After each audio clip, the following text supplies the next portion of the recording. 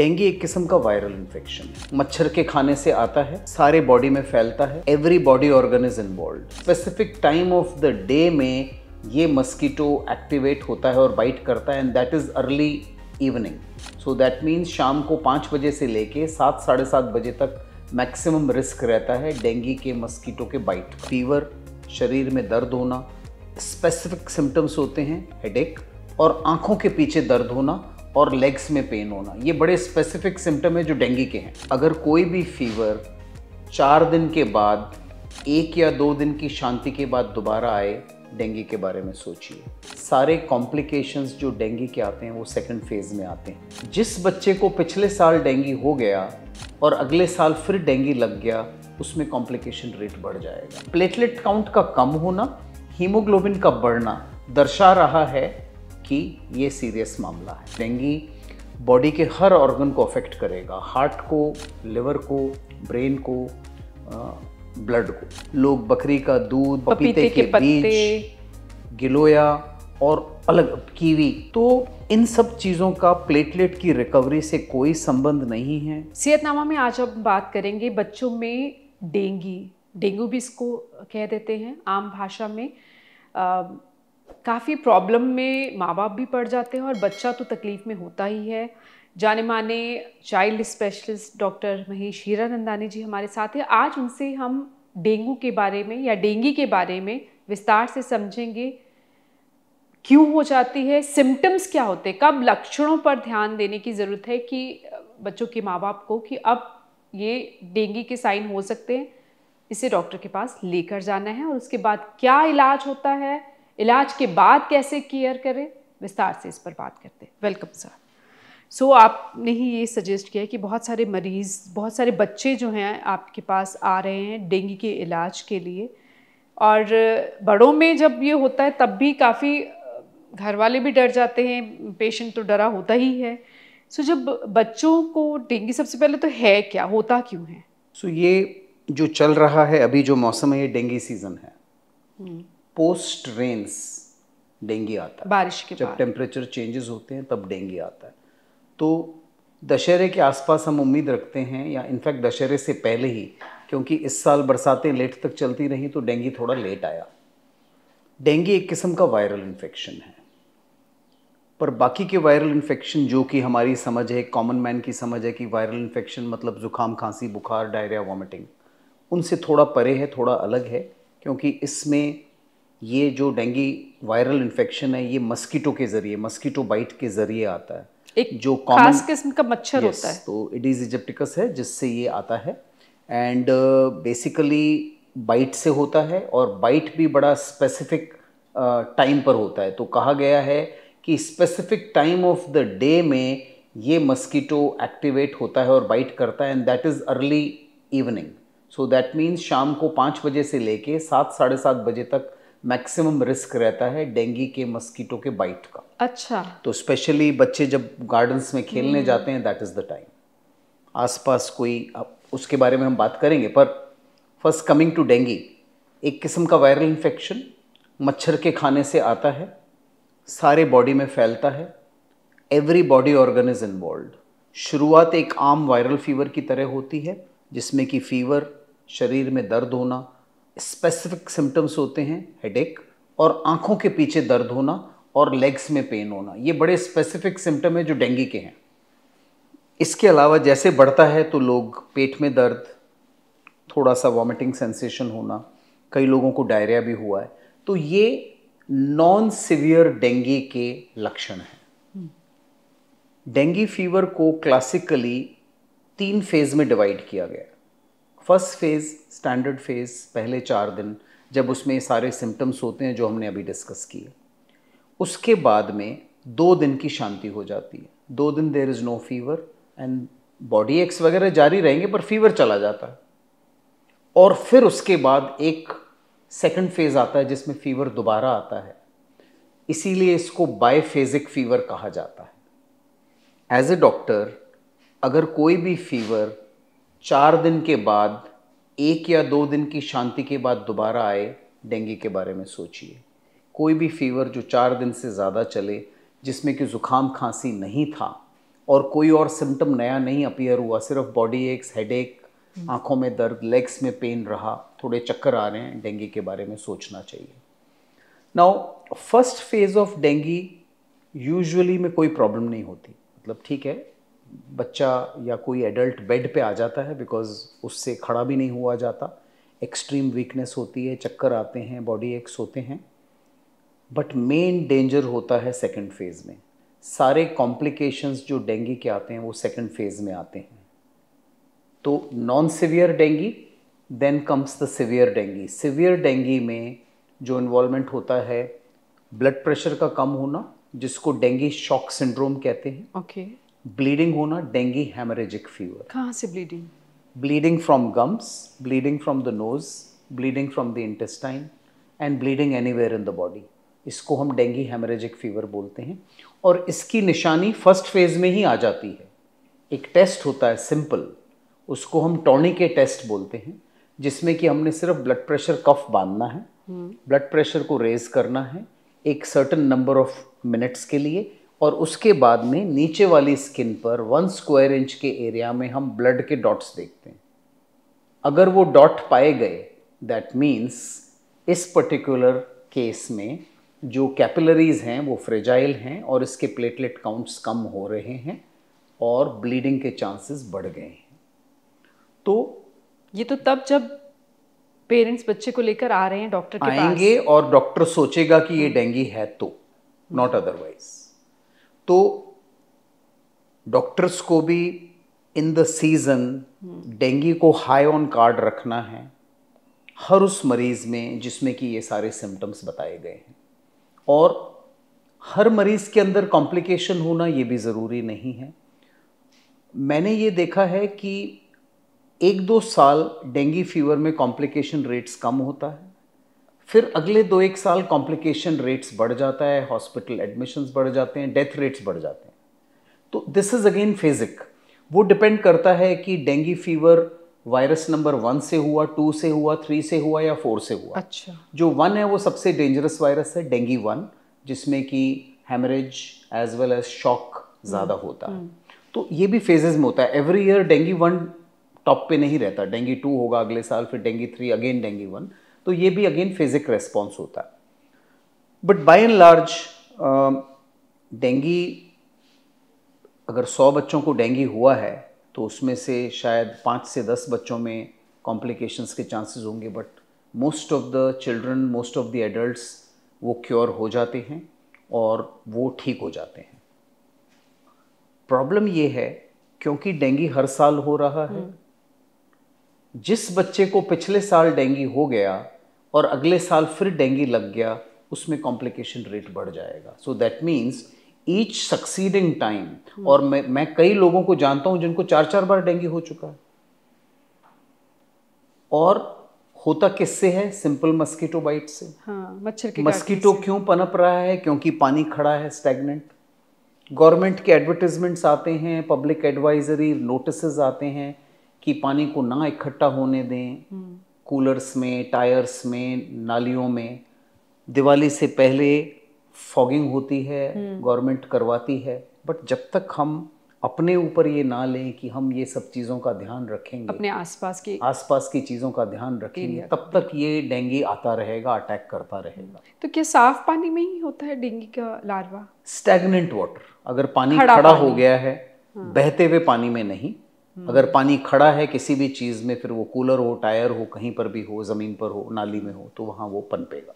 तो वो तो कोई भी आपको अवेयर होना पड़ेगा कि आपने अपने आसपास पानी इस मौसम में खड़े नहीं होने। अब लोग कहते हैं कि जी 20वीं मंजिल पे रहता हूँ, वहाँ डेंगू कैसे आ गया? हाँ, बिल्कुल आ सकता है। आप सब्जी लाए, आप कोई चीज़ लाए, आप पौधा लाए कोई, उसमें मस्कीटो साथ में आया और उसने ग्रो करना शुरू कर दिया, वायरस आया और वायरस मस्कीटो भी ग्रो होगा वहाँ पर। फ्रिज के पीछे जो ड्रेन होता है उसमें कई बार मच्छर पाए जाते हैं। बिल्कुल। तो it can happen anywhere, any floor. Dengue हर जगह पे है। अब सिम्टम्स आपने बता दिए कि अगर ये लक्षण हो, शरीर में दर्द, सिर दर्द, आंखों के पीछे दर्द, बच्चा अगर कंप्लेन कर रहा है तो आपको डेंगू के बारे में सोचना है। बिल्कुल। डॉक्टर टेस्ट क्या कराते हैं आप इसके लिए? डेंगू के सिंपल टेस्ट होते हैं। तीसरे चौथे दिन अगर फीवर है और विद दिस क्लासिकल सिम्टम्स हैं तो ऐसे में सिंपल जांच है, सीबीसी कराएंगे जिसमें कि हमें प्लेटलेट काउंट का पता पड़ेगा। और डेंगू के लिए NS1 एंटीजन टेस्ट होता है, antigen antibody test, NS1 positive होता है। कई बार NS1 पॉजिटिव ना होने के बावजूद भी प्लेटलेट काउंट लो होता है और सारे के सारे सिम्टम्स डेंगू दर्शा रहे हैं। ऐसे में हम उसको अभी भी डेंगू ही मानते हैं और उसका फॉलोअप रखते हैं। प्लेटलेट्स क्या होते हैं और प्लेटलेट्स का कम होना क्या होता है? सो प्लेटलेट एक ब्लड की कोशिकाएं हैं, जैसे कि ब्लड में 3 किस्म के सेल्स होते हैं, red blood cell, white blood cell, platelets.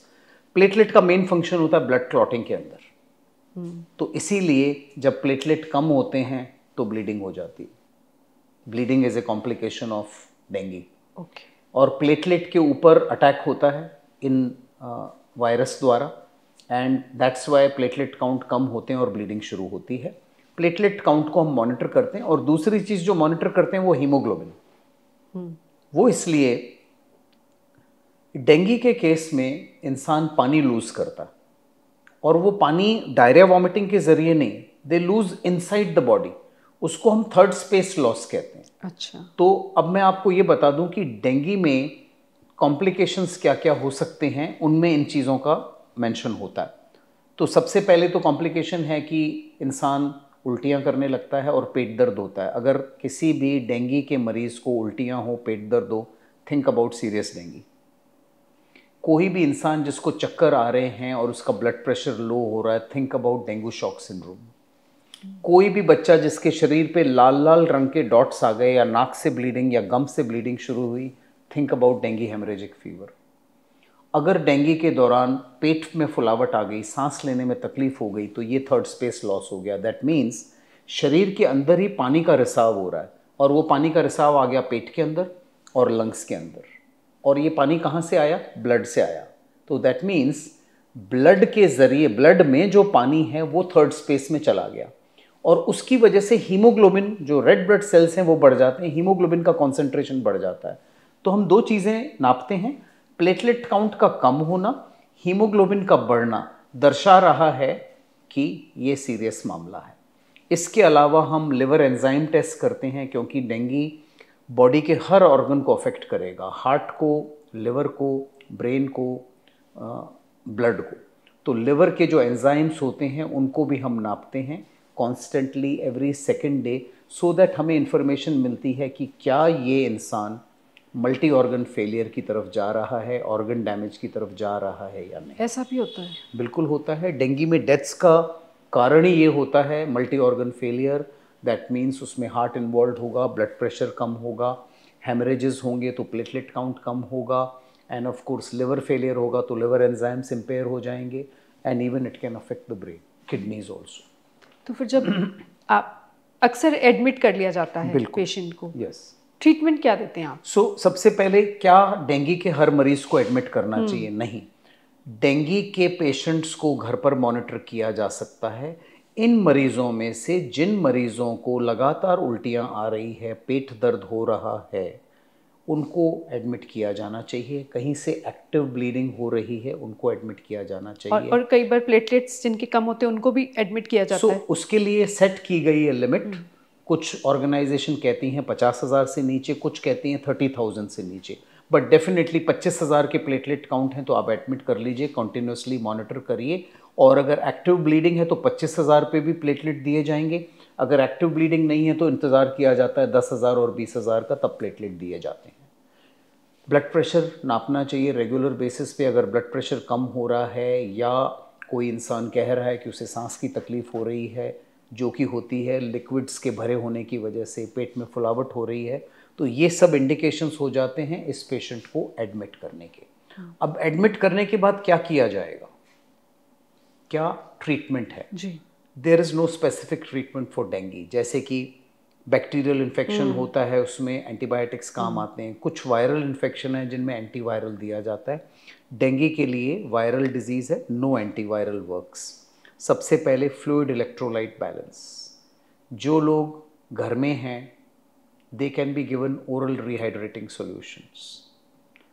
जो लोग नहीं ले पा रहे मुंह से, जिनको उल्टियाँ बहुत ज़्यादा हो रही हैं, पेट दर्द हो रहा है, उनको अस्पताल में एडमिट किया जाएगा, आईवी फ्लूइड्स दिए जाएंगे। और बड़ा केयरफुली आईवी फ्लूइड देने जाने चाहिए, बिकॉज डेंगू में वंस अगेन वो रिस्क रहता है पानी के रिसाव का। आप ज़्यादा फ्लूइड देंगे तो पानी का रिसाव हो जाएगा, आप कम फ्लूइड देंगे ब्लड प्रेशर कम हो जाएगा। इसके अलावा एडमिट करने के बाद हम सीबीसी, प्लेटलेट काउंट और लिवर एंजाइम को मॉनिटर करते हैं, और अगर प्लेटलेट काउंट लगातार कम हो रहे हैं और 20,000 10,000 से नीचे जा रहे हैं, एक्टिव ब्लीडिंग है, तो उसमें प्लेटलेट इन्फ्यूजन दिया जाता है। ओके। इन्हीं सब चीज़ों का रोल है डेंगू के ट्रीटमेंट में। वॉचफुल मॉनिटरिंग होती है और सपोर्ट सिस्टम होता है। अगर ब्लड प्रेशर कम हुआ तो ब्लड प्रेशर की दवा दी जाएगी, डिहाइड्रेशन है तो फ्लूइड्स दिए जाएंगे, प्लेटलेट्स दिए जाएंगे, कोई स्पेसिफिक ट्रीटमेंट नहीं होगा। अक्सर प्लेटलेट्स कम होते हैं तो बहुत लोग डर जाते हैं, और क्या ये सच है कि डेंगू में प्लेटलेट्स पहले कम होते हैं, बहुत ज़्यादा कम होंगे फिर उसके बाद बढ़ना शुरू होंगे? एक फियर फैक्टर तो है डेंगू का। वो इसलिए क्योंकि लोग ये समझते हैं कि डेंगू का हर मरीज़ जो है सीरियस होने के चांसेस होते हैं, डेंगू के हर मरीज़ के प्लेटलेट्स कम जाएंगे, ब्लीडिंग होगी, डेंगू के हर मरीज़ का ब्लड प्रेशर कम होगा, कॉम्प्लिकेशंस होंगे। ऐसा नहीं है।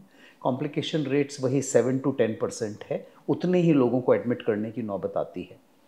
प्लेटलेट काउंट एक बार जब कम होना शुरू होते हैं तो माना गया है कि अगर 1,14,000 से कम हो गए प्लेटलेट, तो दैट मीन्स ये डेंगू कॉम्प्लिकेशंस में जाने वाला है। इसीलिए आएंगे प्लेटलेट्स। जबकि 1,14,000 पे कोई ब्लीडिंग नहीं होगी, 35,000 से नीचे गया तो ब्लीडिंग के चांसेस बढ़ जाते हैं, और 10,000 से नीचे गया तो डेथ रेट बढ़ जाता है।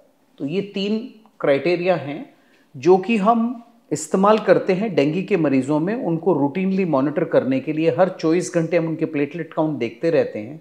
उससे हमें इंफॉर्मेशन मिल जाती है कि ये बच्चा या ये एडल्ट प्रोग्रेस होगा या ये रिकवरी में चला जाएगा।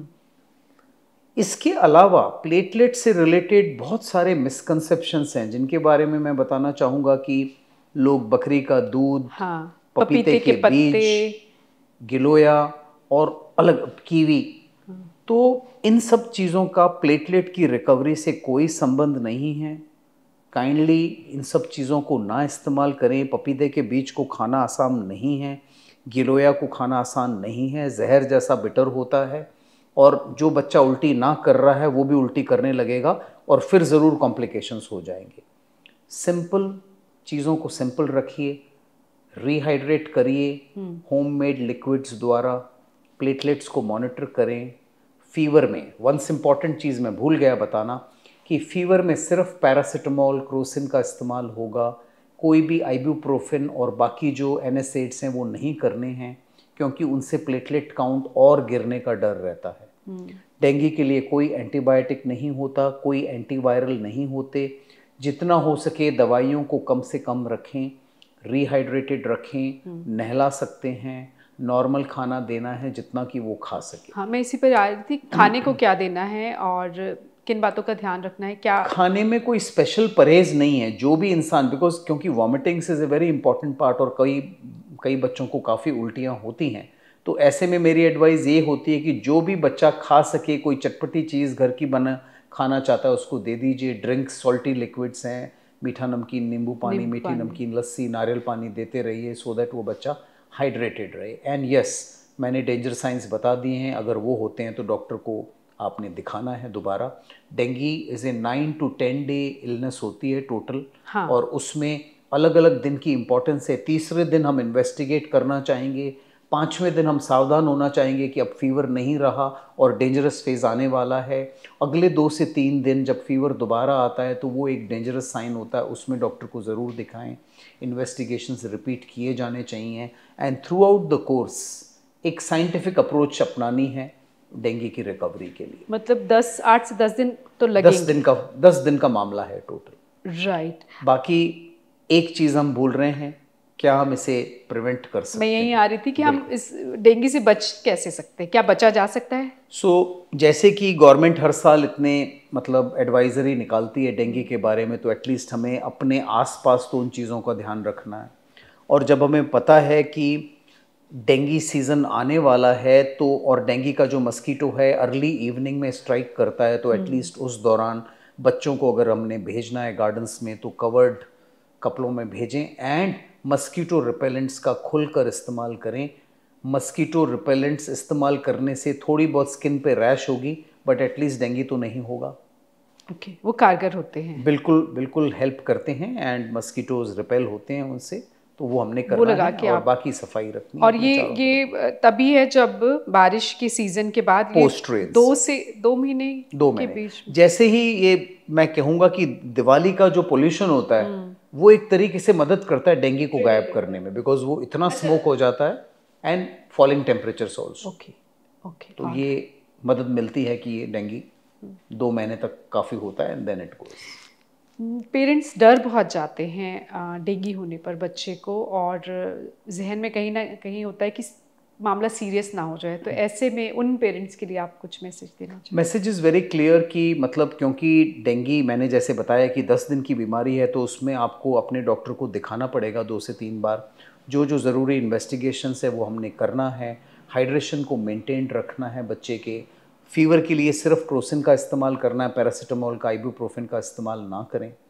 एंड अगर कोई भी डेंजर साइंस जो कि मैंने बताए थे, अगर जिसमें कि पेट दर्द होना, उल्टियाँ होना, होश बिगड़ना, कहीं रेड कलर के स्पॉट्स होना, पेट में फुलावट आना और यूरिन का कम होना, कहीं से भी ब्लीडिंग होना, दीज आर द साइंस जिसमें कि हमें इमीडिएट मेडिकल अटेंशन रिसीव करना है। और प्लेटलेट्स हर रोज चेक किए जाते हैं? नहीं, डिपेंड करता है कि कितने से Condition शुरुआत क्या हुई है? थी। Okay. अगर तो प्लेटलेट शुरुआत में ही 1.5 लाख हैं तो हम 2 दिन का इंतज़ार कर सकते हैं, पर अगर प्लेटलेट 60,000 पे आ गए हैं, जैसे जैसे वो डेंजर साइन के डेंजर पॉइंट पर आ रहे हैं, तो हम 24 घंटे में भी कर सकते हैं। अब आ गई बात प्रिवेंशन की, वैक्सीन।